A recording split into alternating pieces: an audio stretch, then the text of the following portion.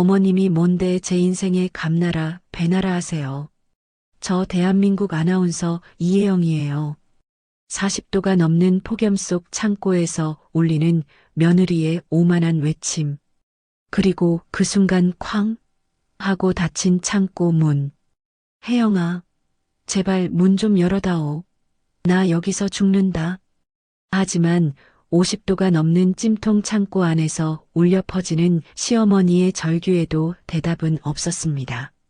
며느리는 이미 샤넬 정장으로 갈아입고 특별한 약속을 위해 집을 나섰거든요. TV 화면 속 고상한 아나운서의 가면 뒤에 숨겨진 충격적인 이중생활과 그것을 밝혀낸 시어머니의 완벽한 복수의 이야기가 지금 펼쳐집니다. 오늘도 사연 시작합니다.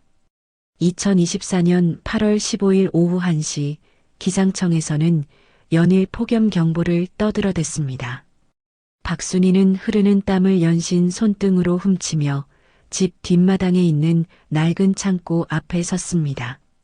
벽에 걸린 낡은 온도계는 이미 40도를 훌쩍 넘어 붉은 눈금을 터뜨릴 기세였죠. 어머니, 이렇게 더운데 꼭 오늘 해야 해요? 이러다 어머니 쓰러지시면 어떡해요? 누굴 고생시키시려고. 며느리 이혜영이 답답하다는 표정으로 말했습니다. 오늘따라 순이의 눈에는 유난히 화려한 혜영의 얼굴이 들어왔습니다. 눈두덩에는 짙은 보라색 아이섀도우가, 입술에는 방금 딴 체리 같은 새빨간 립스틱이 번들거렸습니다. 방송에 비춰지는 단정한 이미지 때문에 거들떠보지도 않던 화려한 네일아트까지 작정하고 꾸민 모습이었습니다. 김치 냉장고가 어제부터 영 시원찮잖니. 이러다 애비 좋아하는 총각김치 다 물러 터지겠다. 순이가 삐걱거리는 창고 문에 힘을 주며 말했습니다. 아휴, 이놈의 창고 문은 고치던가 해야지. 혜영아, 문 잘 열고 고정하고 들어와. 닫히면 안에선 안 열리니까. 육중한 철문이 열리자 창고 안에서 훅 하고 퀴퀴한 열기가 뿜어져 나왔습니다. 오래된 김치 냉장고 한 대와 정체를 알 수 없는 잡동사니들이 먼지를 뒤집어 쓴 채 쌓여 있었죠. 두 사람은 말없이 김치 냉장고 안에 김치통을 꺼내기 시작했습니다. 그때였습니다. 혜영의 핸드백 안에서 요란한 문자 알림음이 울렸습니다. 띠링. 혜영이 화들짝 놀라며 재빨리 핸드폰을 꺼내 확인하는 순간 순이의 매서운 눈이 화면을 놓치지 않았습니다. 오늘 3시 롯데호텔 로비에서 봐, 윤 회장님. 그 문자를 본 순이의 심장이 쿵 하고 바닥으로 떨어지는 것 같았습니다. 불현듯 지난주 병원에 가던 길, 택시 안에서 본 믿고 싶지 않았던 장면이 눈앞에 되살아났거든요. 혜영이 웬 낯선 중년 사내와 팔짱을 꼭 낀 채 호텔 정문으로 들어서던 바로 그 모습 말이에요. 혜영아, 방금 그 문자 누구한테 온 거니? 순이가 애써 침착하려 했지만 목소리는 미세하게 떨려 나왔습니다. 혜영은 질겁하며 핸드폰을 가슴팍에 숨겼습니다. 네. 아무것도 아니에요, 어머니. 방송국 국장님이요. 방송국 국장님을 호텔에서 만나니? 순이의 목소리가 서서히 날카로워졌습니다. 그동안 애써 외면했던 모든 의심의 조각들이 하나로 맞춰지는 순간이었어요. 혜영의 얼굴이 싸늘하게 굳어졌습니다. 지금 저 의심하시는 거예요? 지난주에 내가 다 봤다. 네가 어떤 놈이랑 팔짱 끼고 호텔 들어가는 거 내 두 눈으로 똑똑히 봤어. 순이가 떨리는 손으로 혜영을 가리키며 소리쳤습니다. 혜영의 얼굴이 새하얗게 질렸습니다. 그건 비즈니스 미팅이었어요. 광고주요. 세상에 어느 광고주 미팅을 팔짱 딱 끼고 호텔로 들어가면서 하니? 네가 무슨 접대부야? 순이의 목소리가 걷잡을 수 없이 커졌습니다. 혜영은 그 순간 가면을 벗어 던졌습니다. 상냥하고 교양 있던 며느리의 모습은 온데간데없고 차가운 도끼만 서려 있었죠. 어머니가 뭘 아세요? 어머니가 방송계가 얼마나 피말리는 곳인지 아시냐고요. 방송계가 어떤 곳인지는 잘 모르겠지만 불륜은 불륜이야. 넌 남편 있는 유부녀라고. 순이가 분노로 온몸을 부들부들 떨며 외쳤습니다. 불륜이요? 증거 있어요? 혜영은 오히려 콧방귀를 뀌며 당당하게 맞섰습니다. 내가 애비한테 다 말할 거다. 내 아들, 태호한테 똑똑히 말할 거라고. 그냥 내가 착각한 거겠지 했는데 아닌 것 같구나. 하지 마세요. 혜영이 그제야 겁을 먹고 다급하게 소리쳤습니다. 아나운서라는 타이틀이 그녀에겐 목숨과도 같았거든요. 그럼 당장 그 남자 정리해. 그건 제가 알아서 해요. 혜영의 목소리가 비명처럼 날카로워졌습니다. 어머님이 뭔데 제 인생에 감나라 배나라 하세요? 저 대한민국 아나운서 이혜영이에요. 어머니 같은 시장 아줌마랑은 격이 다르다고요, 격이. 그 독설에 순이의 가슴이 산산조각 났습니다. 너 지금 뭐라고? 제 남편이 어머님 말을 믿을 것 같아요? 제 말이면 껌뻑 죽는데? 혜영이 악에 받쳐 쏘아붙이더니 그만 이성을 잃고 창고 밖으로 나가 문을 쾅 하고 닫아버렸습니다.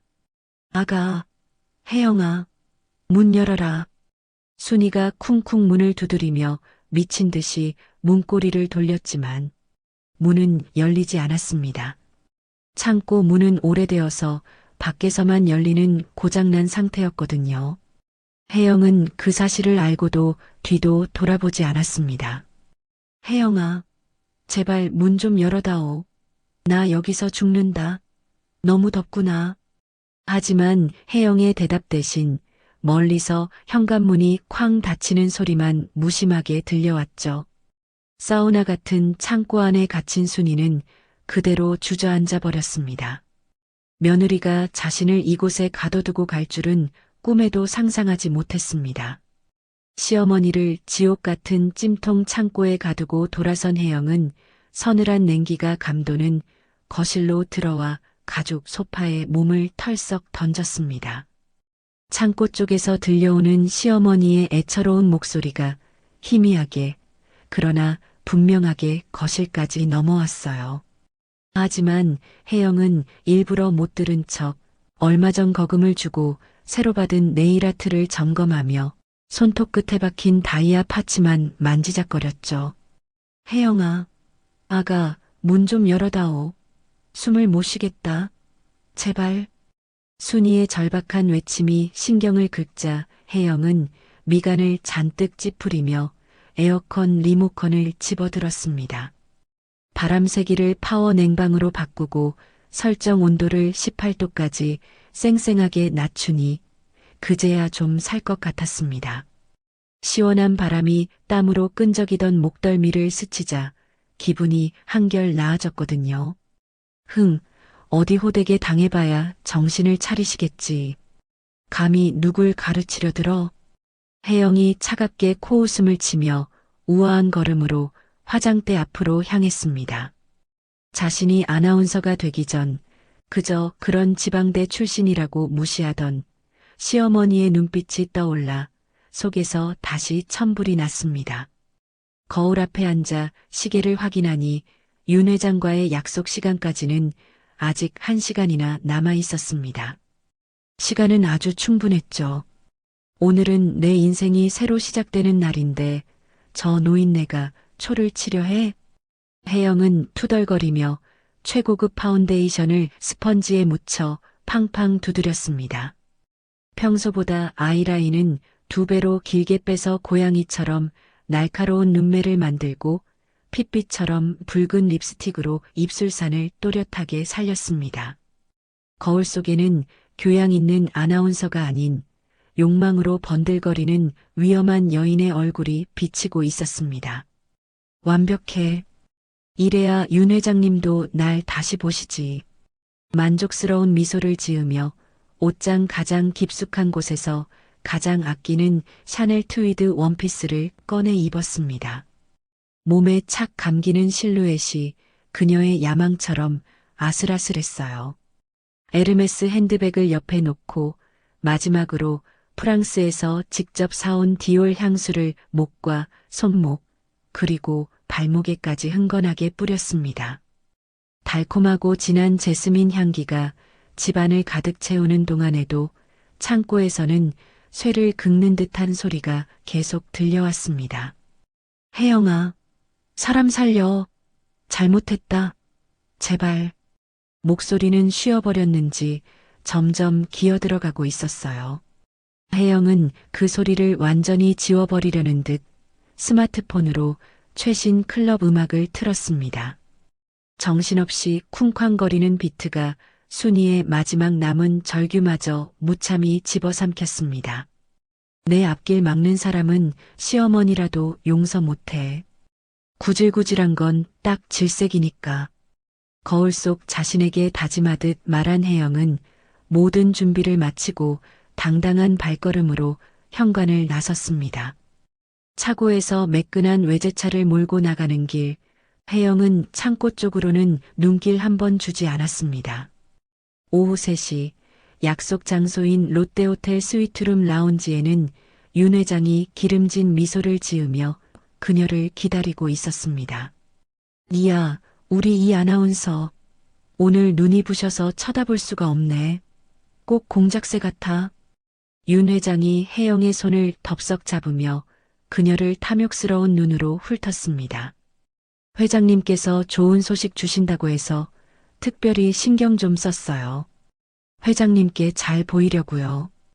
혜영이 한껏 교태를 부리며 대답하자 윤 회장의 입이 귀에 걸렸습니다. 그럼 올라가서 내가 준비한 와인 한잔하면서 차근차근 이야기해볼까? JBS 9시 뉴스 메인 앵커 자리, 우리 이 아나운서한테는 좁으려나? 두 사람은 누가 볼세라 서로의 허리를 감싼 채 빠르게 스위트룸으로 향했습니다. 그 시각 창고 안의 온도는 이미 50도를 훌쩍 넘어서고 있었습니다. 순이는 온몸이 땀으로 범벅이 된 채 가쁜 숨을 몰아쉬고 있었죠. 입술은 바짝 말라 갈라졌고 눈앞이 빙빙 돌아 제대로 서 있을 수도 없었습니다. 물 한 모금만.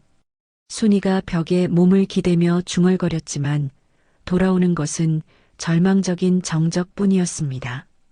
창고 뒤편은 차들만 쌩쌩 달리는 도로라 미약한 신음은 굉음에 묻혀 흔적도 없이 사라졌거든요. 저녁 6시가 넘어가자 순이는 더 이상 소리를 지를 힘조차 남아있지 않았습니다. 결국 바닥에 무너져 내린 채로 의식이 점차 희미해졌어요. 흐릿한 시야 너머로 먼저 세상을 떠난 남편의 얼굴이 어른거리는 것 같았습니다. 태호야, 우리 둘째 민호. 엄마가 미안하다. 아들들의 이름을 간신히 불러봤지만 목소리는 모기 소리처럼 작아 자신에게도 들리지 않았습니다. 밤 10시가 되어서야 혜영이 기분 좋게 취기가 오른 얼굴로 집에 돌아왔습니다. 윤 회장에게서 원하던 자리를 확실하게 약속받았거든요. 아, 이제 이혜영 인생 꽃길만 가득한 건가? 소파에 편안히 누워 샴페인을 한 잔 더 마실까 생각하는데 집안이 이상할 정도로 고요했습니다. 평소 같으면 시어머니가 거실 소파 끝에 얌전히 앉아 드라마를 보며 자신을 기다리고 있을 시간이었거든요. 어머니는 주무시나? 웬일로 불도 안 켜고 주무시지? 고개를 갸웃하던 혜영의 머릿속에 까맣게 잊고 있던 오후의 일이 번개처럼 스쳐 지나갔습니다.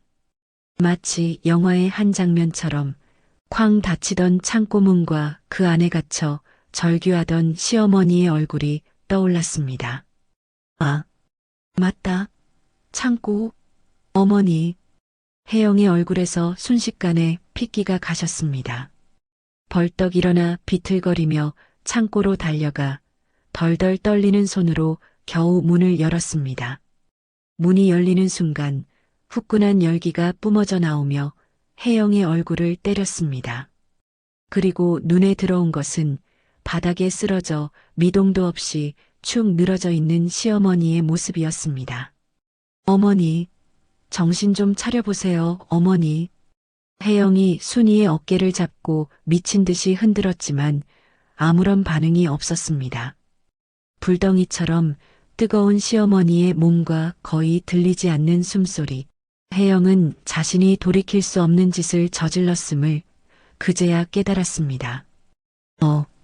어떻게, 사람이 죽으면, 이러다 정말, 알코올과 성공에 대한 희열로 가득 찼던 머릿속이 차가운 공포로 잠식되며 혜영의 손이 걷잡을 수 없이 떨리기 시작했습니다.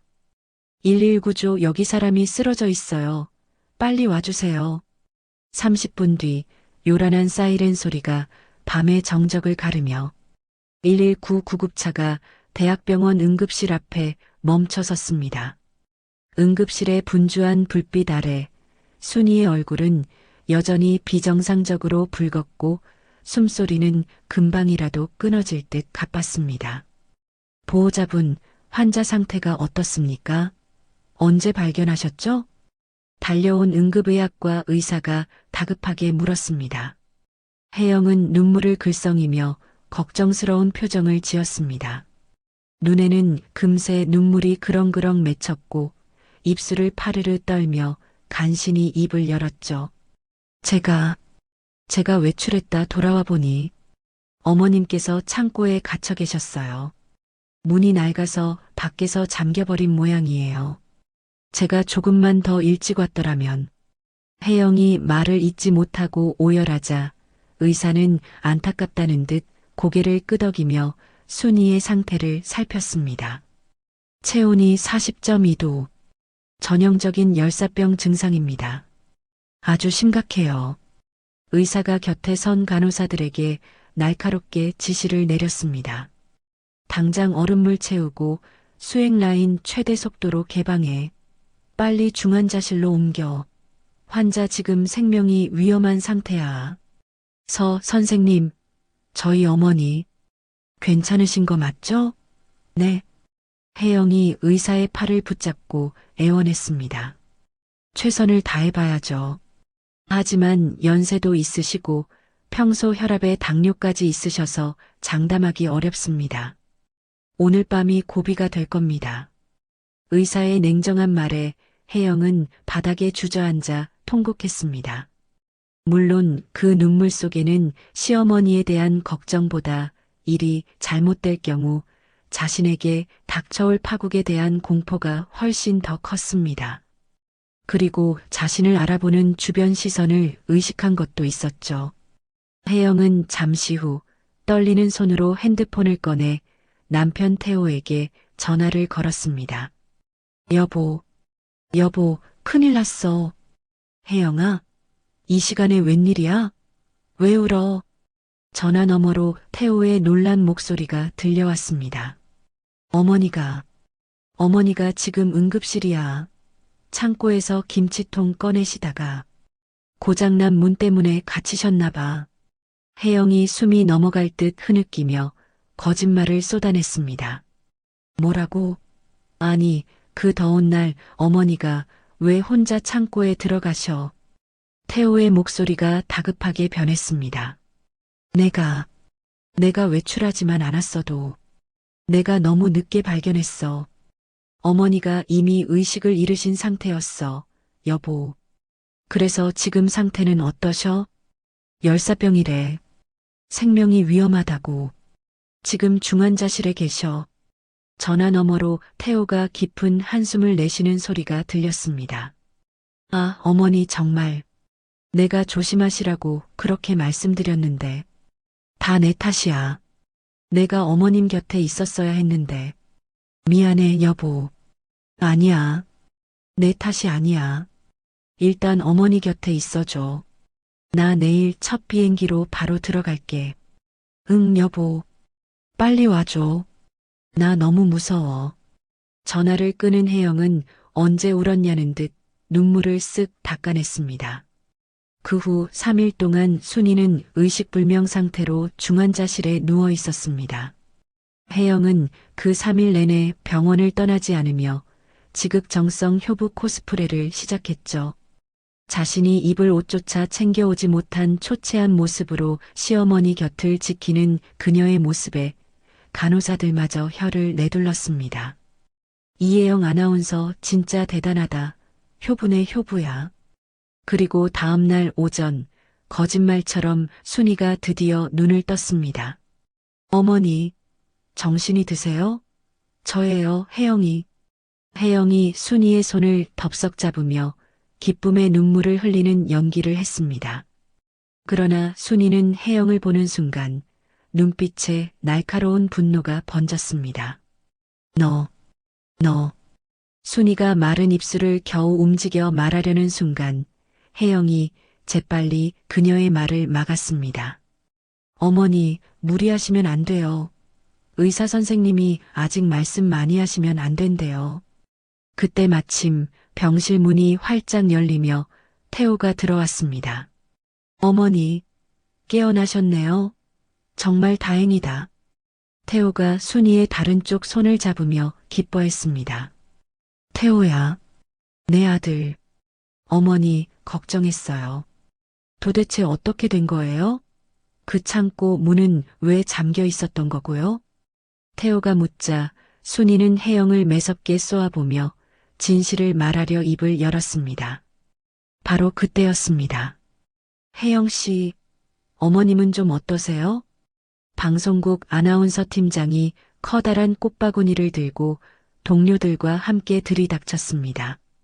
뒤이어 부녀회장까지 병문안 행렬이 이어졌죠. 어머, 팀장님, 부녀회장님, 이렇게 와주셔서 정말 감사합니다. 혜영이 눈물을 훔치며 90도로 인사를 했습니다. 듣자 하니 혜영 씨가 3일 밤낮을 뜬 눈으로 세우며 어머님 곁을 지켰다면서요? 요즘 세상에 저런 효부가 어디 있나 몰라. 시어머님이 복이 많으세요. 부녀회장의 칭찬에 혜영은 더욱더 연기에 몰입했습니다. 당연히 해야 할 일인걸요. 저희 어머니는 제 친정 어머니나 마찬가지인 분이세요. 혜영이 순이의 이불을 목끝까지 정성껏 덮어주며 말했습니다. 순이는 이 기가 막힌 상황에 분노가 치밀었지만 수많은 사람들 앞에서 입을 뗄 수가 없었습니다. 어머님, 목마르시죠? 물 좀 드릴게요. 혜영이 물컵을 순이의 입가에 가져다 대는 척하며 그녀의 귓가에 조용히 속삭였습니다. 어머니, 그날 일은 그냥 사고였던 거예요. 어머님이 괜한 소리 하시면 어머니 아들 인생까지 끝장나는 거예요. 순이의 몸이 부들부들 떨렸어요. 하지만 지금 사실을 이야기해도 아무도 믿어주지 않을 것 같았습니다. 아직 의식이 온전치 않으신가 봐요. 자꾸 헛것을 보시는 것 같아요. 사람들은 안타깝다는 듯 고개를 끄덕였습니다. 그럴만하죠. 그 더운 창고에 몇 시간이나 갇혀 계셨으니까요. 순이는 옴짝달싹할 수 없는 현실 속에서 이불 밑으로 앙상한 주먹을 꽉 쥐었습니다. 반드시 저 가증스러운 며느리의 가면을 벗겨내리라 다짐하면서 말이죠. 며칠 후 순이는 퇴원해 집으로 돌아왔습니다. 태호는 순이가 퇴원 수속을 마치는 것을 보고 다시 해외 출장길에 올랐습니다.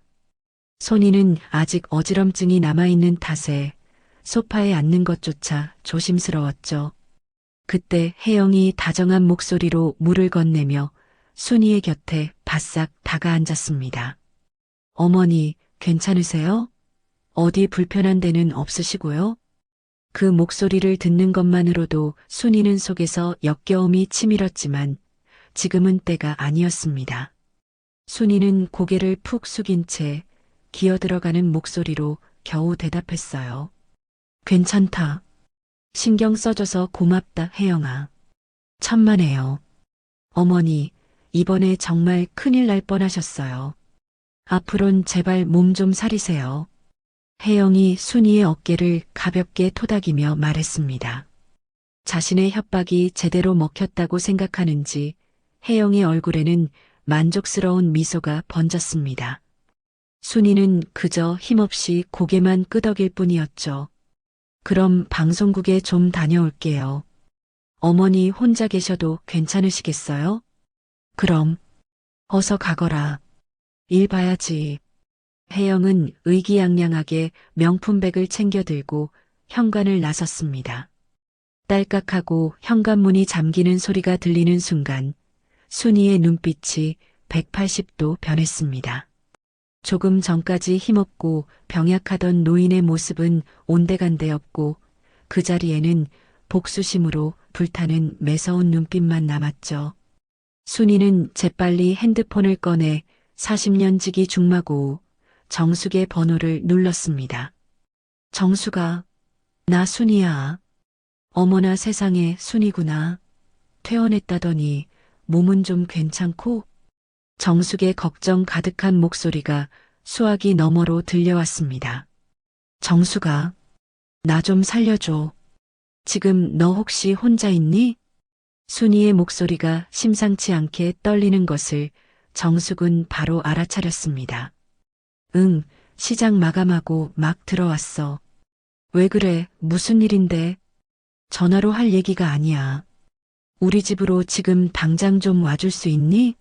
아주 급한 일이야. 알았어. 딱 기다리고 있어. 내가 지금 총알같이 달려갈게. 30분 후 정숙이 숨을 턱까지 채우며 순이네 집 거실로 들어섰습니다. 두 사람은 말없이 서로를 마주보고 앉았어요. 정수가 지금부터 내가 하는 말 듣고 너무 놀라지 마. 순이가 정숙의 손을 핏기 없이 꽉 잡으며 말했습니다. 너 얼굴 표정을 보니 보통 일은 아닌 것 같네. 어서 말해봐. 우리 며느리 이혜영이 바람을 피운다. 정숙의 눈이 황소 눈처럼 커졌습니다. 뭐, 그 반듯한 이 아나운서가 네가 뭘 잘못 본 거 아니냐? 그것뿐만이 아니야. 그 애가 나를 창고에 가둬서 죽이려고 했어. 순이의 눈에서 기어이 참았던 눈물방울이 뚝뚝 떨어졌습니다. 순이는 창고에서 있었던 끔찍한 일의 전말을 하나도 빼놓지 않고 털어놓았죠. 이야기를 다 들은 정숙은 얼굴이 시뻘개져서 자리에서 벌떡 일어났습니다. 이런 천하의 죽일년을 봤나? 아나운서라는 가면을 쓰고 뒤로는 시어머니를 죽이려 들어? 정숙이 주먹을 부들부들 떨며 소리쳤습니다. 그런데 순이야. 이걸 그냥 참고 넘어가려는 건 아니지? 정숙이 의자를 순이 쪽으로 바짝 당겨 앉으며 말했습니다. 절대 안 되지. 하지만 누가 내 말을 믿어주겠냐고. 사람들은 다들 아나운서인 애 말만 믿을 텐데. 말빨이 좀 좋아야지. 그러니까 우리 손으로 확실한 증거를 잡아야 한다. 이 말이야. 정숙이 테이블을 손바닥으로 탁 내리치며 말했습니다. 증거라니. 어떻게? 순이야, 내가 아주 제대로 된 사람 알고 있어. 이런 일 전문가지. 정숙의 눈이 의미심장하게 빛났습니다. 전문가? 그래. 왕년에 아주 유명한 형사였는데 지금은 흥신소를 차렸어. 이름은 장철민. 정숙이 핸드폰을 꺼내들며 말했습니다. 그 사람이라면 틀림없이 해결해 줄 거야. 특히 이혜영 같은 가식적인 것들을 아주 싫어하거든. 정숙은 망설임 없이 장철민에게 전화를 걸었습니다. 철민 씨? 나야, 시장 정숙이. 다름이 아니고. 지금 좀 와줄 수 있어? 도와줄 일이 생겼거든. 잠시 통화를 하던 정숙이 고개를 끄덕이며 전화를 끊었습니다. 30분 안에 온댄다. 그 사람 오면 하나도 빼놓지 말고 다 얘기해. 정확히 30분 후 초인종이 울리고 50대 중반의 다부진 체격의 남자가 들어섰습니다. 날카로운 눈매와 굳게 담은 입술이 인상적인 장철민이었습니다. 정숙 누님, 오랜만입니다. 어서 와, 철민 씨. 이쪽이 내 친구 박순이야. 자리에 앉은 순이는 조금 전 정숙에게 했던 것처럼 모든 사실을 털어놓았습니다. 이야기를 듣는 내내 미동도 없던 철민의 얼굴이 딱딱하게 굳어졌습니다. 불륜의 시어머니를 창고에 가둔 며느리. 아주 독한 사람이네. 철민이 수첩을 꺼내 들며 말했습니다. 철민 씨, 저 악마 같은 년을 사회에서 아주 매장해 버릴 수 있겠어? 정숙이 앞으로 몸을 기울이며 물었습니다. 물론입니다. 그러려면 완벽한 물증이 필요합니다. 철민이 펜을 놀리며 작전을 설명하기 시작했습니다. 우선 불륜 상대 남자의 신원부터 파악하고 두 사람이 호텔룸 안에 들어가는 장면을 정확히 찍어야 합니다. 통화 기록까지 싹 다 확보해서 빼도 박도 못하게 만들어야죠. 그런 것까지 다 알아낼 수 있다고요? 순이가 희망이 보인다는 듯 물었습니다. 제게 3주만 주십시오. 철민이 자신 있게 말했습니다. 박순이 여사님께서는 며느리가 집을 비울 때마다 방을 샅샅이 뒤져주십시오. 차 영수증 하나라도 단서가 될 수 있습니다.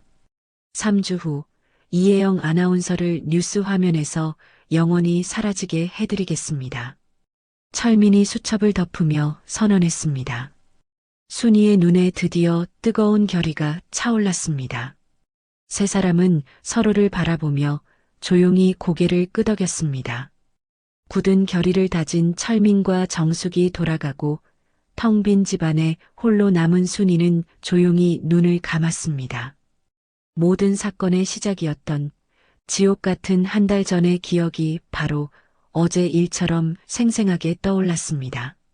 한 달 전 어느 토요일 오전, 그날도 평화로운 주말이었습니다.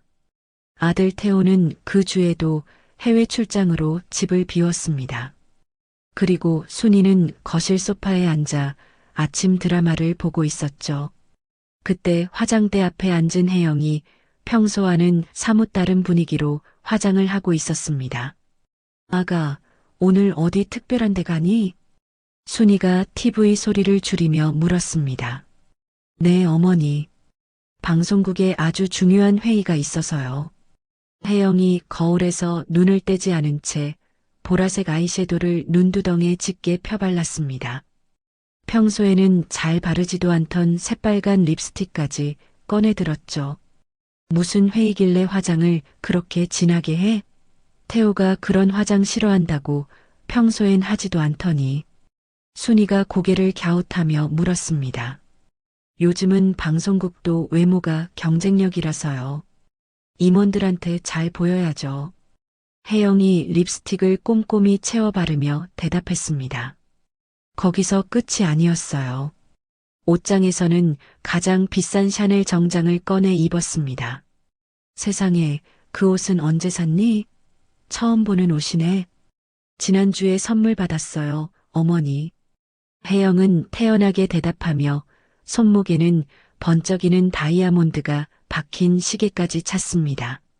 순이는 무언가 이상하다는 느낌을 지울 수 없었습니다. 며느리의 차림새가 회의를 참석하는 복장이라고 하기엔 너무 화려했거든요. 저녁은 밖에서 해결하고 들어올게요. 늦을 거예요. 혜영이 현관으로 향하며 말했습니다. 회의가 저녁 늦게까지 하는 모양이구나. 네, 끝나고 회식까지 쭉 이어진대요. 혜영이 뒤도 돌아보지 않고 대답하며 집을 나섰습니다. 순이는 현관문이 닫히는 것을 보며 한동안 생각에 잠겼습니다. 며칠 후 순이가 밀린 빨래를 하던 중이었습니다. 혜영의 샤넬 정장 블라우스를 세탁기에 넣으려는데 코를 톡 쏘는 낯선 향수 냄새가 났습니다. 이게 무슨 냄새지? 순이가 블라우스를 코에 대고 킁킁거렸습니다.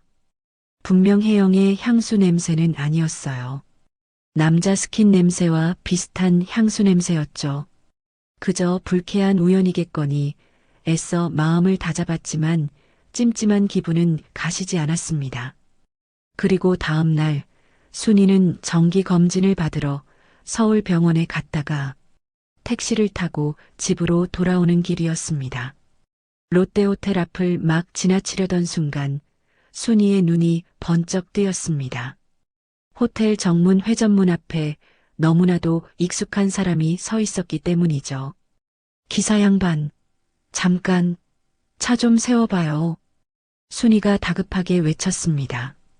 네, 손님 여기서 세우면 안 되는데요. 아, 아닙니다. 제가 사람을 잘못 봤나 봐요. 그냥 가주세요. 순이가 당황하며 말을 바꿨지만 눈은 호텔 입구에 고정되어 있었습니다. 바로 며느리 혜영이었습니다.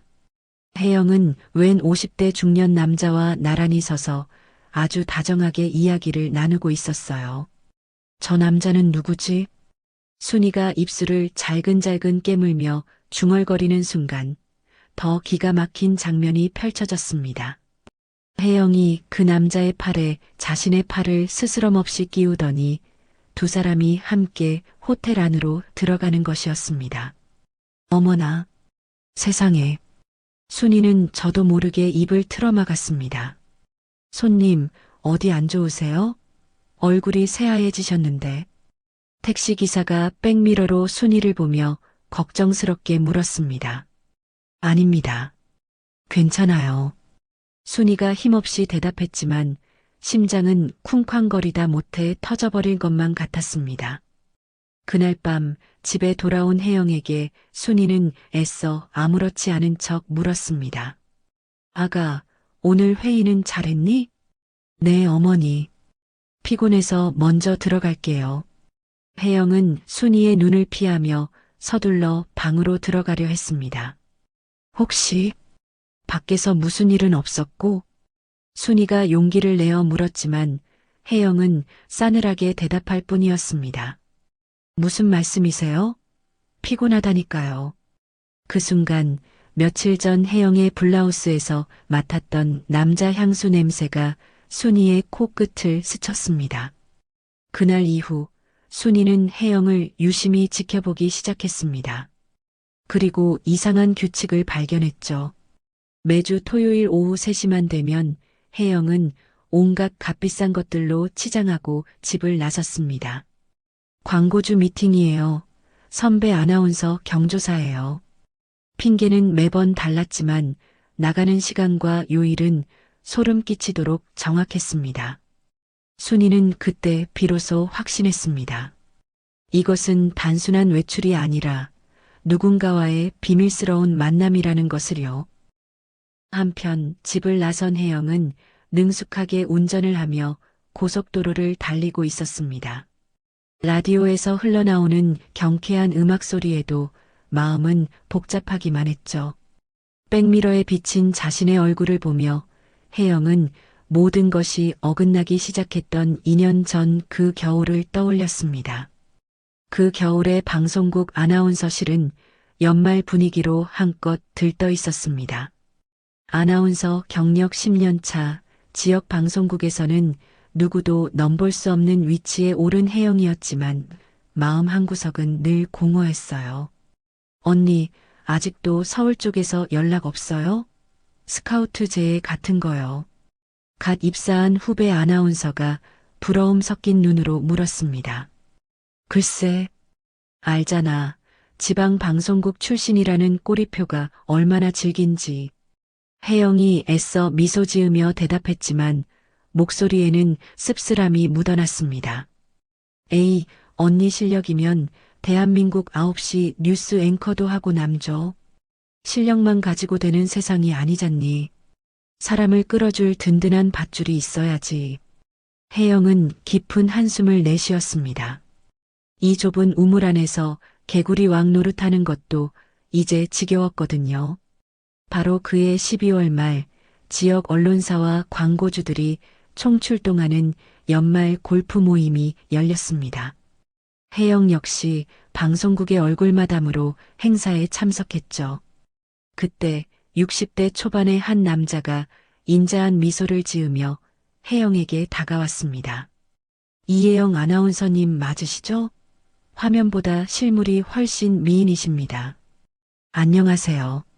칭찬 감사합니다. 그런데 누구신지? 혜영이 공손하게 고개를 숙였습니다. 소개가 늦었군요. HS그룹 회장 윤정호라고 합니다. 혜영의 눈이 순간 크게 뜨였습니다.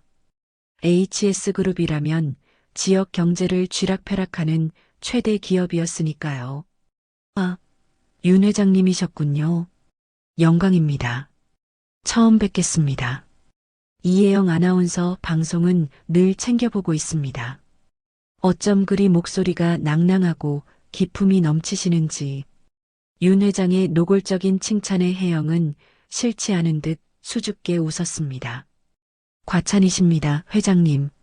마침 우리 그룹에서도 방송 후원을 좀 늘려볼까 하는데 언제 한번 따로 뵙고 상의했으면 합니다.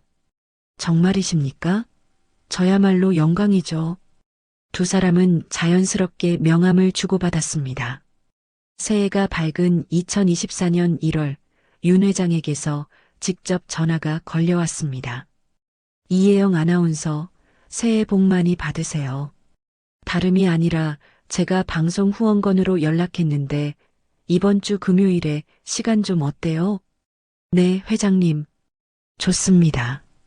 어디서 뵐까요? 롯데호텔 라운지가 조용하고 좋을 것 같네요. 약속 장소에서 만난 윤 회장은 정말로 후원 이야기부터 꺼냈습니다. 우리 그룹에서 이 아나운서가 진행하는 프로그램에 매달 후원금을 지원하고 싶은데. 와, 정말 감사합니다.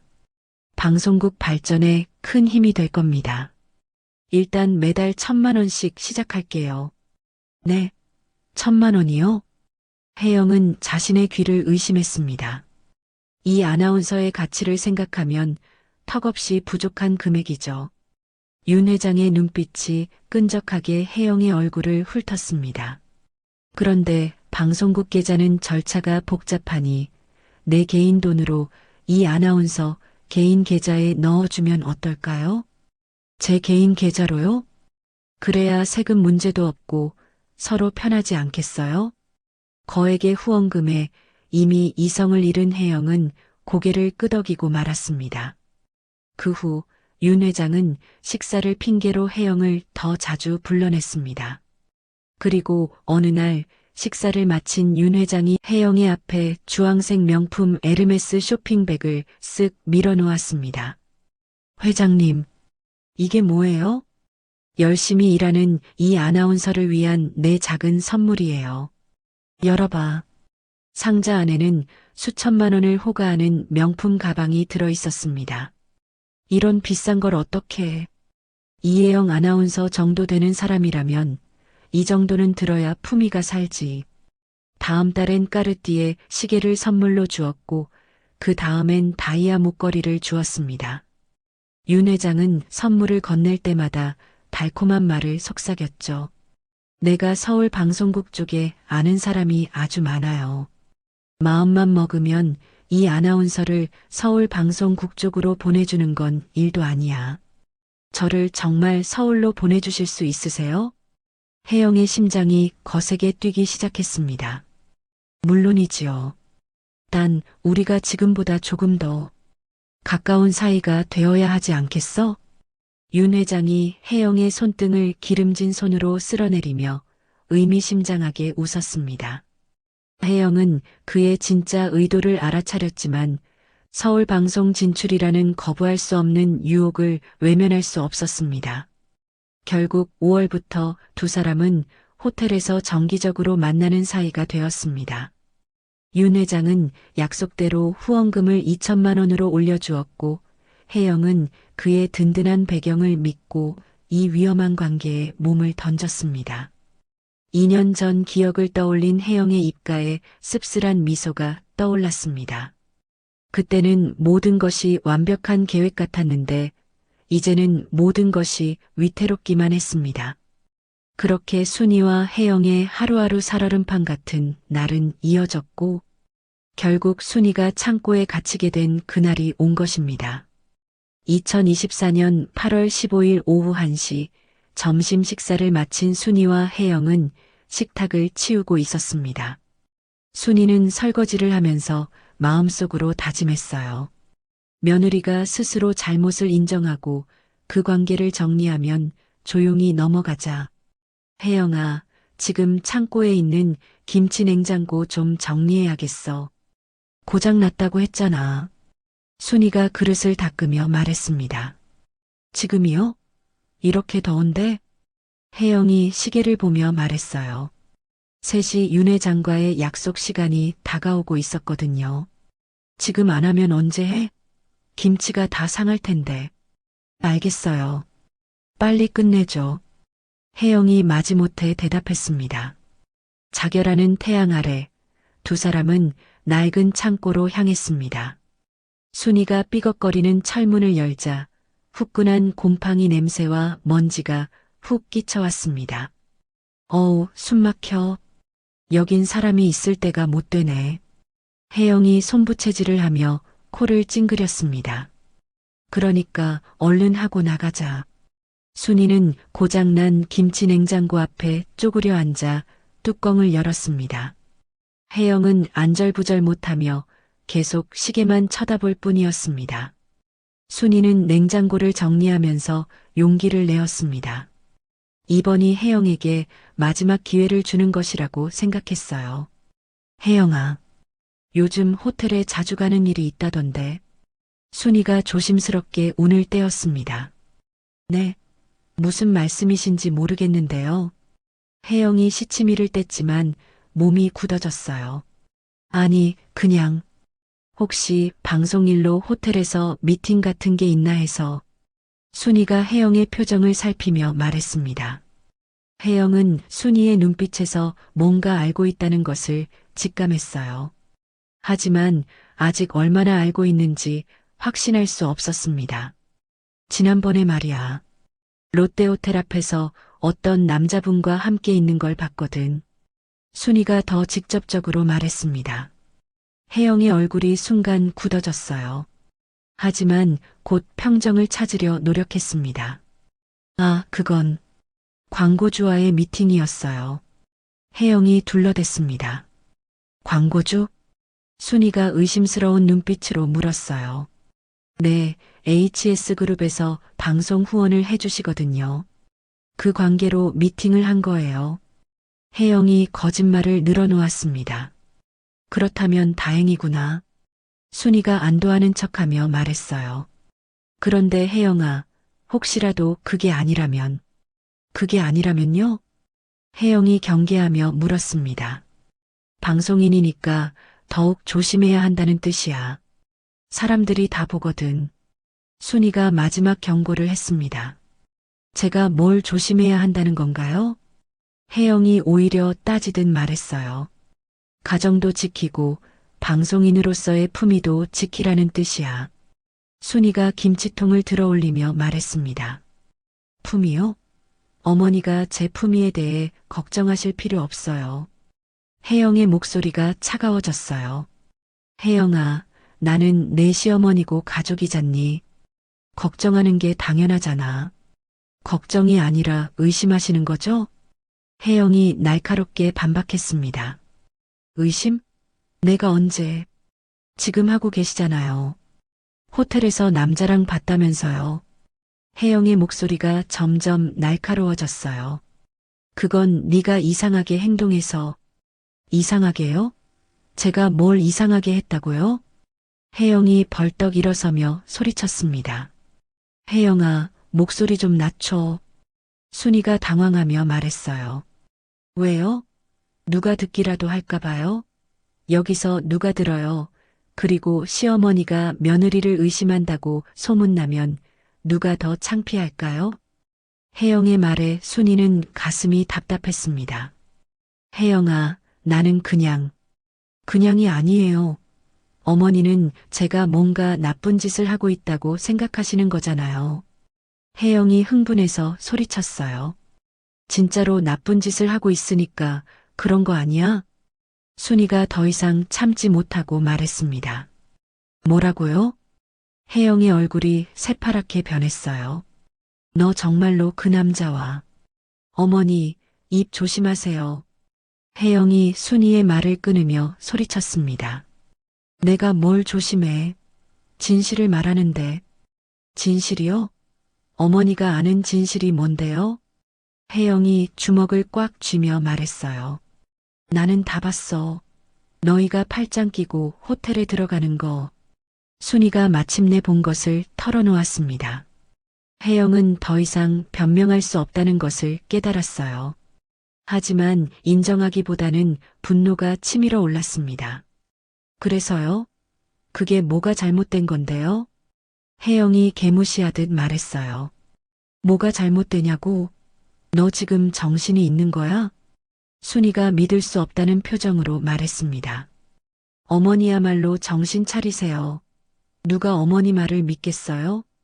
혜영이 독서를 퍼부으며 창고 문을 쾅 하고 닫아버렸습니다. 순이가 급히 문을 열려 했지만 열리지 않았어요. 창고 문은 고장이 나서 밖에서만 열리는 상태였거든요. 혜영아, 문 좀 열어줘. 순이가 문을 두드리며 소리쳤지만 대답이 없었습니다. 오히려 집 안으로 들어가는 문 닫히는 소리만 들렸을 뿐이에요. 그 후 9시간이 넘도록 순이는 타들어가는 창고 안에 갇혀 있었습니다. 50도가 넘는 온도 속에서 탈수와 열사병으로 의식을 잃어가며 간신히 숨만 헐떡이고 있었어요.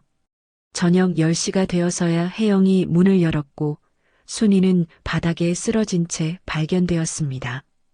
이것이 순이의 마지막 기억이었습니다.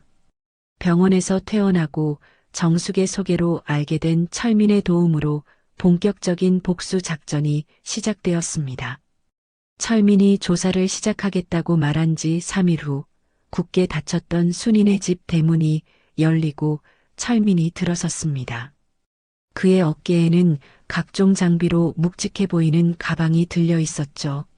순이 씨, 오늘부터 지옥의 문을 활짝 열어봅시다.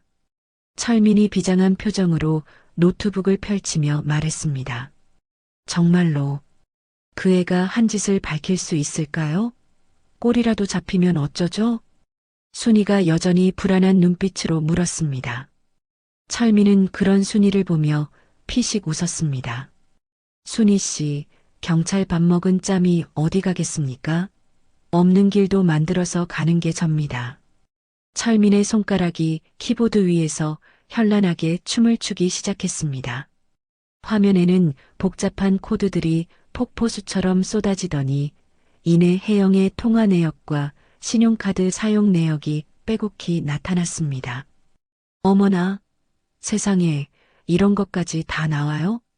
순이가 입을 떡 벌리고 화면을 들여다보았습니다. 다음 날 집안에 있던 순이는 혜영이 외출하기만을 숨죽여 기다렸습니다. 방송국 다녀올게요, 어머니.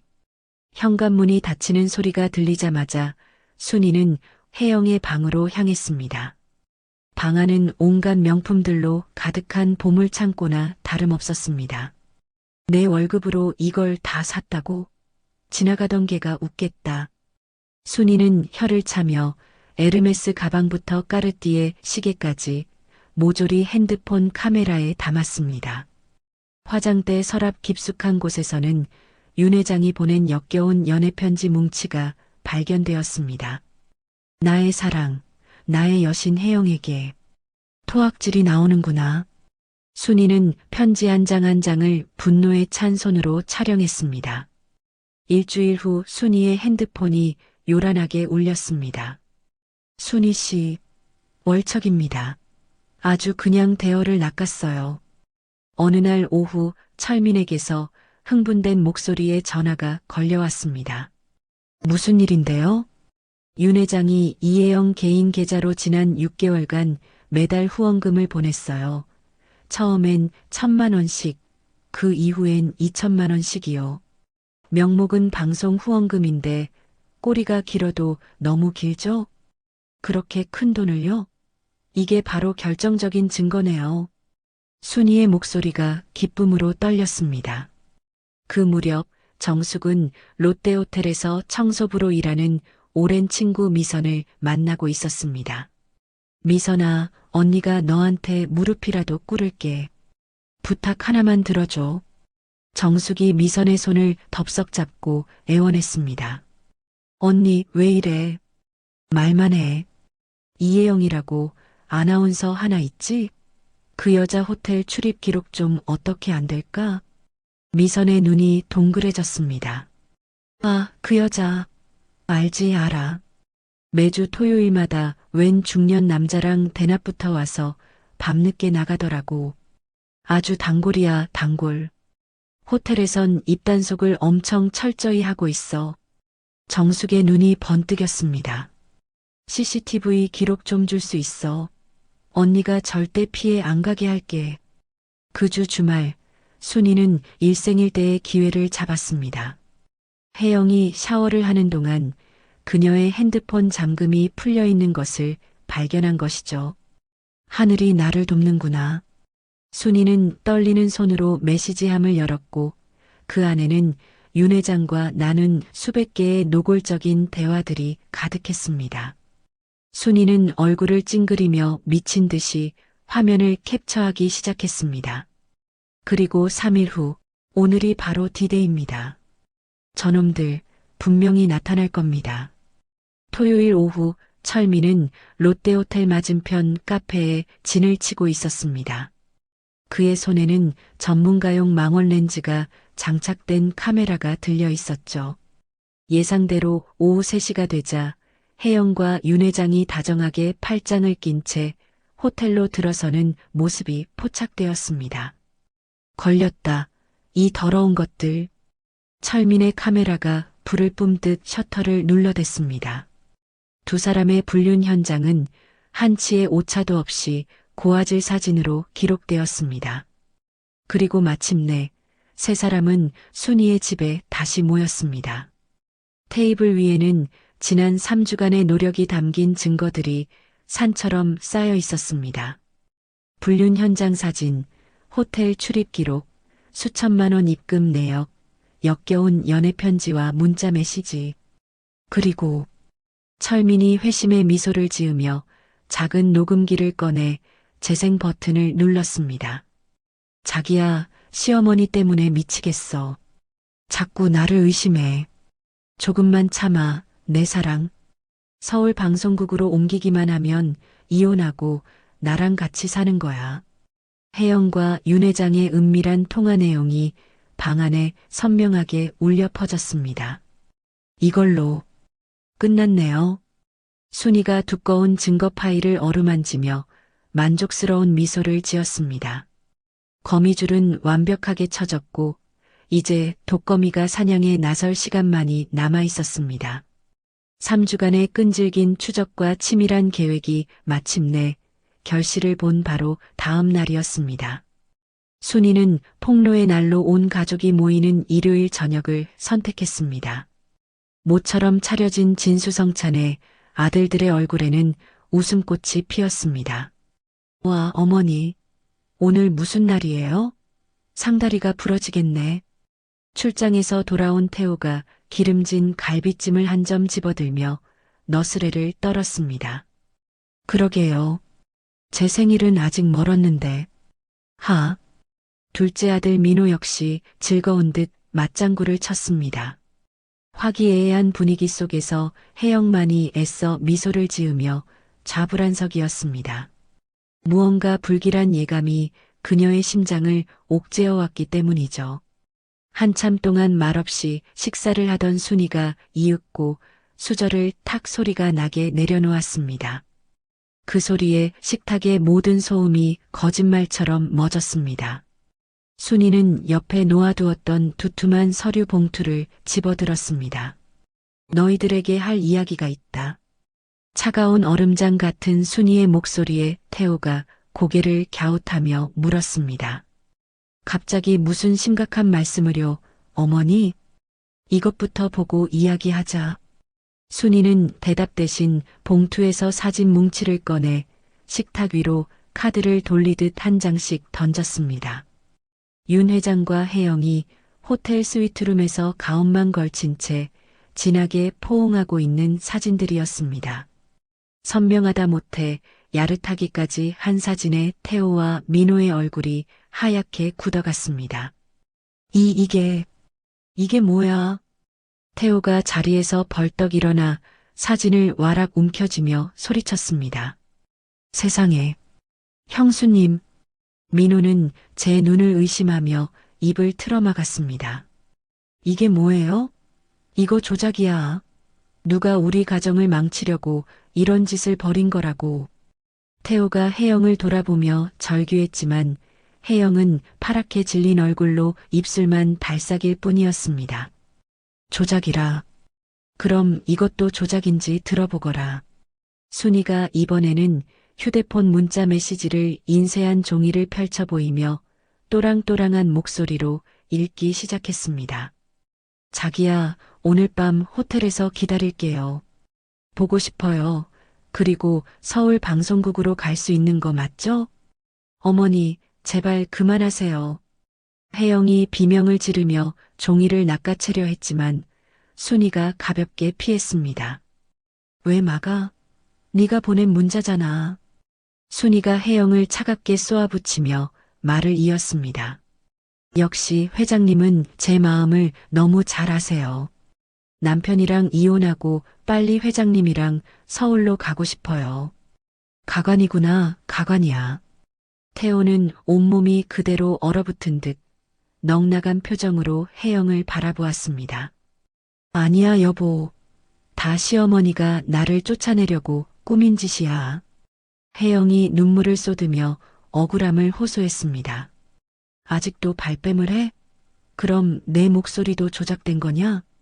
순이가 품에서 작은 녹음기를 꺼내 재생 버튼을 눌렀습니다.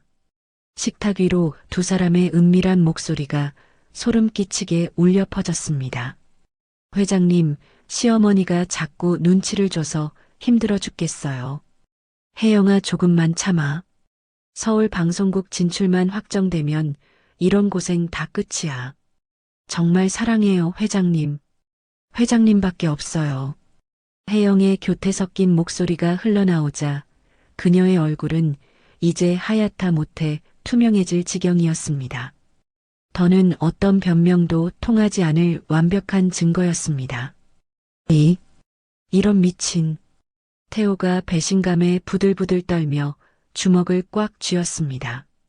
그리고 순이가 결정타를 날리듯 은행 거래 내역서와 호텔 예약 확인서를 식탁 위에 뿌렸습니다. 윤정호가 내년 통장으로 6개월간 수천만 원을 보낸 기록이고 이건 두 년 놈이 매주 토요일마다 호텔에서 만난 증거다. 이제 더 할 말 있니? 모든 증거 앞에 혜영은 고개를 푹 숙였습니다. 태호가 마지막 남은 희망을 걸고 떨리는 목소리로 물었습니다. 혜영아, 제발 아니라고 말해줘. 이게 다 뭐냐고. 그 순간 혜영이 갑자기 고개를 획 들었습니다. 그녀의 눈에는 더 이상 눈물도 두려움도 없었습니다. 그래, 맞아, 다 사실이야. 혜영이 자리에서 일어나 소리쳤습니다. 윤 회장님 만났어. 돈도 받았어. 그래서 뭐. 그녀의 갑작스러운 태도, 변화에 모두가 할 말을 잃었습니다. 혜영은 경멸이 가득한 눈으로 가족들을 훑어보며 비웃었습니다. 하지만 내 방송 경력은 아무도 망칠 수 없어. 나 이혜영 아나운서야. 혜영의 악에 바친 고함이 텅 빈 저녁 식탁 위를 맴돌았습니다. 모두가 다음 말을 잊지 못하고 서로를 노려보는 그때 순이가 테이블을 짚고 천천히 일어섰습니다. 그녀의 눈빛은 불륜을 밝혀냈다는 안도감을 넘어 더 깊은 분노로 이글거렸습니다. 내 죄는 거기서 끝이 아니지. 순이의 나직한 목소리에 혜영이 코웃음을 쳤습니다. 또 뭐가 남았는데요? 제가 남자랑 해외여행이라도 갔다고 하시게요? 혜영이가 나를 창고에 가둬 죽이려고 했다. 순이의 입에서 나온 말은 그야말로 폭탄 선언이었습니다. 네, 어머니, 그게 무슨 말씀이세요? 민호가 기겁하며 되물었습니다. 태호 역시 믿을 수 없다는 얼굴로 어머니를 바라보았습니다. 어머니가 창고에서 물건 찾다가 문이 고장나서 갇혔던 거 아니었습니까? 고장났었지. 근데 그걸 알고도 문을 닫고 나갔고 내가 안에 있다는 걸 알면서도 문을 열어주지 않았어. 순이가 혜영을 손가락으로 가리키며 목소리를 높였습니다. 그녀의 눈가에 그날의 끔찍했던 기억이 떠오른 듯 눈물이 맺혔습니다. 그 지옥 같던 날, 내가 창고에서 혜영이 불륜 증거를 들이밀자 눈이 뒤집혀서 나를 밀치고 문을 닫고 나가버렸어. 순이의 목소리가 격하게 떨리기 시작했습니다. 얘는 내가 죽든 말든 애인이랑 놀아나느라 밤 늦게 들어왔어. 거짓말. 어머니, 그건 아니잖아요. 태호가 애써 부정했지만 혜영이 아무런 반박도 하지 못하고 입술만 파르르 떠는 것을 보고 말문이 막혔습니다. 그 침묵은 가장 확실한 긍정이었습니다. 형수님, 정말이에요? 정말 어머니한테 그런 짓을 했어요? 민호가 배신감으로 가득 찬 눈으로 혜영을 바라보며 물었습니다. 혜영은 모든 것을 포기한 사람처럼 갑자기 광기 어린 웃음을 터뜨렸습니다. 그랬다면 어쩔 건데요? 시어머니가 먼저 내 인생을 망치려고 했잖아요. 당연히 화가 나죠. 내가 내 인생을 망쳐? 바람 피우지 말라고 타이른 게 내 인생을 망치는 거냐? 순이가 기가 막힌다는 듯 절규했습니다. 제 사생활이잖아요. 왜 그렇게 간섭하고 못살게 구세요? 사생활? 남편 있는 여자가 다른 놈이랑 붙어먹는 게 사생활이야? 그건 불륜이고 폐륜이야. 태호가 드디어 폭발했습니다. 그는 이글거리는 눈으로 혜영을 노려보며 한 걸음씩 다가섰습니다. 당신, 정말 사람이 아니구나. 어떻게 우리 어머니한테 그런 짓을 해? 당신 손으로 어머니를 죽일 뻔했다고. 나도 일부러 그런 건 아니었어. 순간적으로 화가 나서, 그리고 까먹은 거라고. 순간적으로 화가 나서 사람을 찜통에 가둬? 그게 사람 입에서 나올 소리야. 태호의 분노에 찬 고함이 거실을 울렸습니다. 하지만 혜영은 그 순간에도 팔짱을 끼고 비아냥거렸습니다. 어머님은 맨날 의심하고 늦게 들어온다고 잔소리하고 당신은 허구한 날 해외 출장 가고 나도 외로웠다고. 아무도 내가 얼마나 힘들었는지 모르잖아.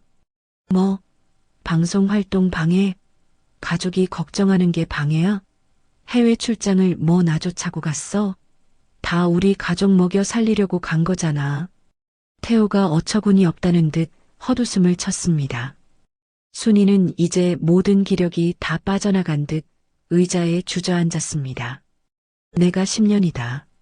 10년 동안 너를 친딸처럼 믿고 동네방네 우리 며느리가 아나운서라고 자랑하고 다녔는데 내 등 뒤에 이런 칼을 숨기고 있었을 줄은 꿈에도 몰랐구나. 순이의 한 맺힌 목소리에 태호와 민호는 차마 고개를 들지 못했습니다. 이제 온 세상이 내 진짜 얼굴을 알아야지. 순이가 텅 빈 눈으로 혜영을 똑바로 응시하며 말했습니다. 네가 쓰고 있는 그 고상한 아나운서 가면 내가 벗겨줄게. 마음대로 해보세요. 시어머니가 뭘 어쩔 수 있겠어요? 혜영이 마지막까지 도끼를 품고 쏘아붙였습니다.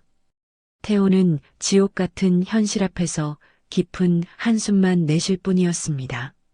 그 지옥 같던 저녁 식사가 끝난 다음 날 아침, 순이의 복수는 서늘한 복수의 서막을 올렸습니다. 작전의 실행을 맡은 철민의 손끝에서 모든 것이 시작되었죠. 같은 시각, 철민은 자신의 사무실에서 노트북 화면을 보며 비릿한 미소를 지었습니다.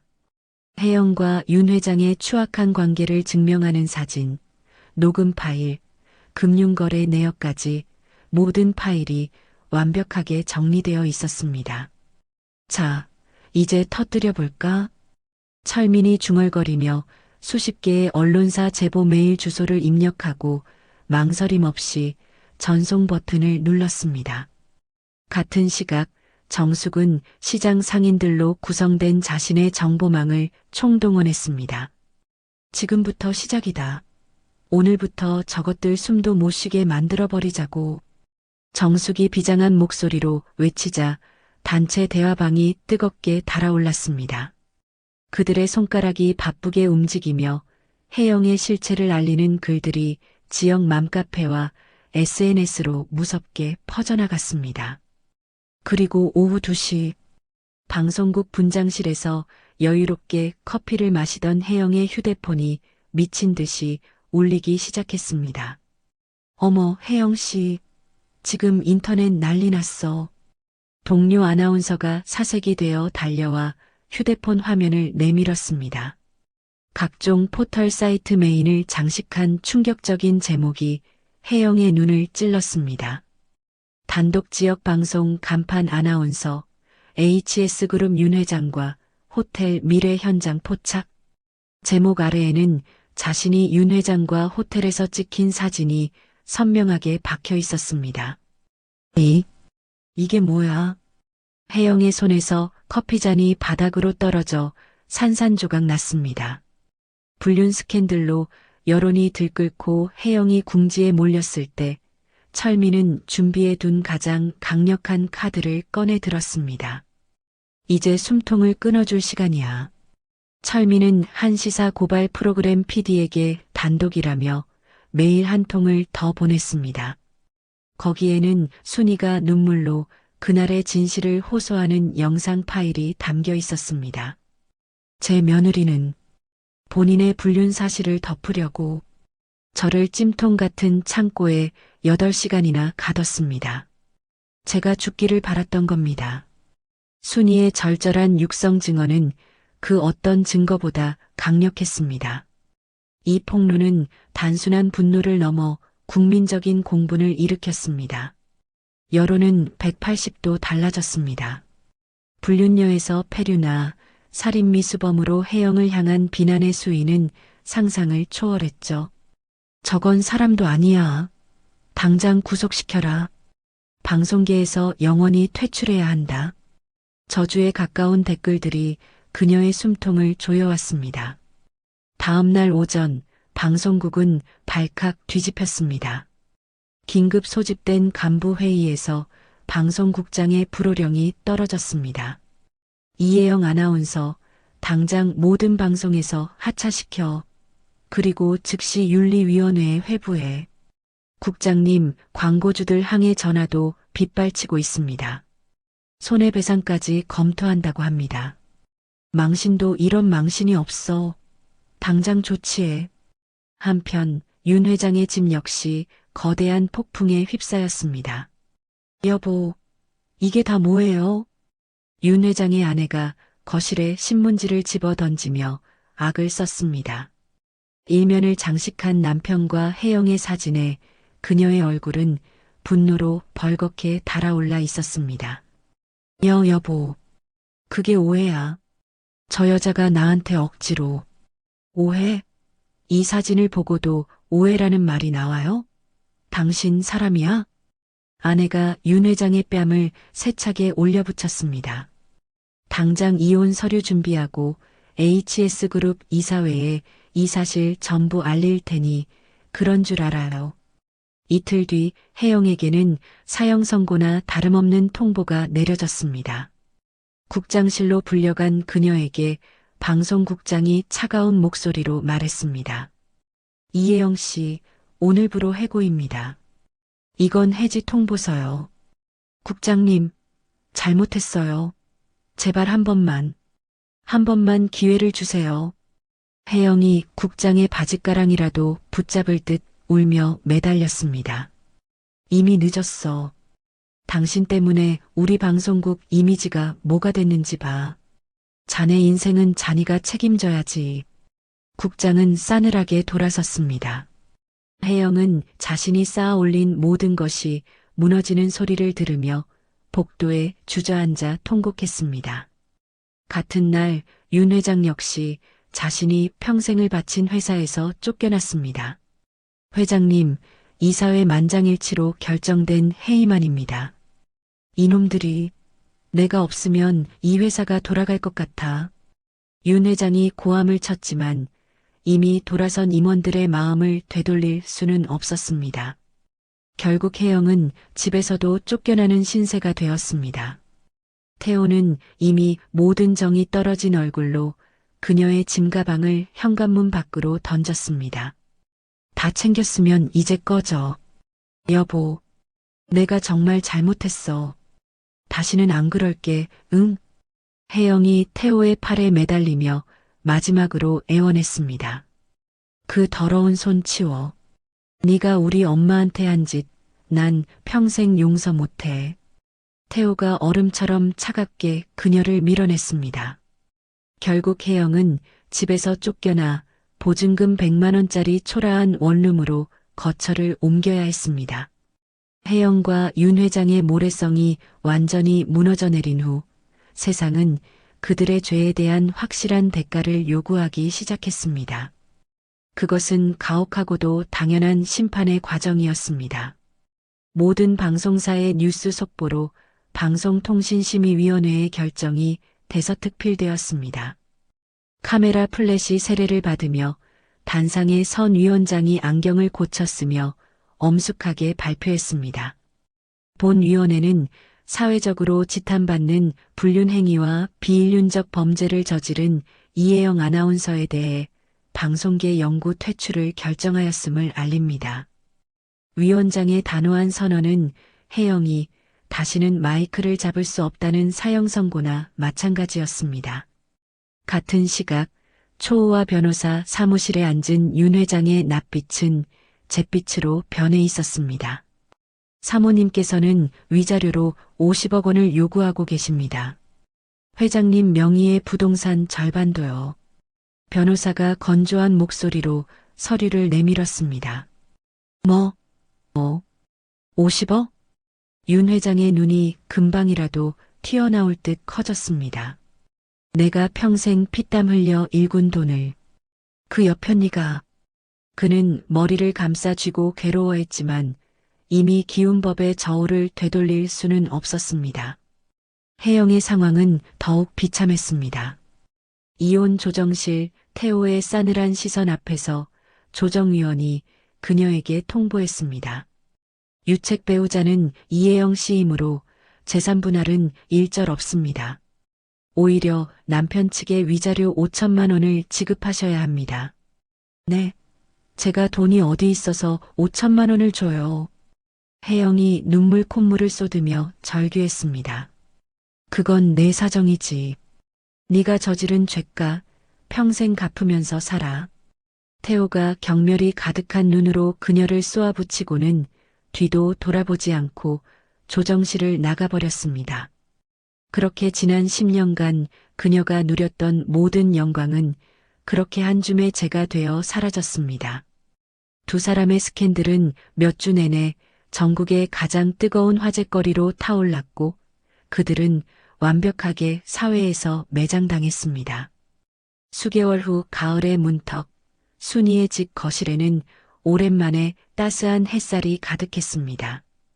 태호와 민호가 어머니 앞에 나란히 무릎을 꿇고 고개를 깊이 숙였습니다. 어머니, 제가 너무 어머니께 신경을 못 썼어요. 죄송해요. 태호가 떨리는 목소리로 사죄했습니다. 어머니가 홀로 얼마나 힘드셨을지 저는 상상도 못했습니다. 어머니, 됐다. 어서 일어나. 순이가 아들의 어깨를 잡고 일으켜 세웠습니다. 그녀의 얼굴에 비로소 환한 웃음꽃이 피었습니다. 이제야 우리 집이 제자리를 찾은 것 같구나. 내 아들을 되찾았으니 애미는 더 바랄 게 없다. 두 사람은 서로를 부둥켜 안고 한참 동안 기쁨의 눈물을 흘렸습니다. 한편 도시의 후미진 골목에 위치한 작은 원룸. 혜영은 촌스러운 편의점 조끼를 입은 채 때 묻은 거울 속 자신을 멍하니 바라보고 있었습니다. 화려했던 아나운서 시절의 모습은 온데간데 없었죠. 그때 그냥 시어머니한테 무릎 꿇고 빌었더라면. 뒤늦은 후회가 그녀의 입에서 흘러나왔지만 시간은 되돌릴 수 없었습니다. 윤 회장과의 연락은 진작에 끊겼고 통장 잔고는 바닥을 드러낸 지 오래였습니다. 윤 회장 역시 모든 것을 잃고 텅 빈 소형 아파트에서 홀로 술잔을 기울이고 있었습니다. 내가 대체 왜 그런 미친 짓을 했을까? 공허한 그의 중얼거림만이 텅 빈 공간을 맴돌 뿐이었습니다.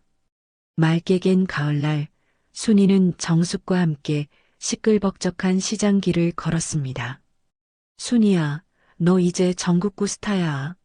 사람들이 다 너만 보면 시어머니계의 영웅이라고 난리야. 정숙이 호들갑을 떨며 순이의 등을 두드렸습니다. 아이고, 별 쓸데없는 말들을 한다. 잘못된 걸 바로 잡은 것뿐이지. 순이가 사람 좋은 웃음을 지으며 대답했습니다. 그녀의 얼굴에는 그늘 한 점 없이 평화롭고 행복한 기운만이 가득했습니다. 순이와 정숙은 환한 햇살 아래 서로의 손을 잡고 희망찬 내일을 향해 걸어갔습니다. 오늘 이야기 어떠셨나요? 혹시 끝까지 함께 해주신 분이 계시다면 잘 들었다고 댓글 하나만 남겨주세요. 여러분에게도 따뜻하고 빛나는 날들이 찾아올 거예요. 구독과 좋아요는 다음 이야기를 이어가는 큰 힘이 됩니다. 지금까지 오늘도 사연이었습니다. 더 깊고 따뜻한 이야기로 다시 찾아뵐게요. 편안한 하루 보내세요. 감사합니다.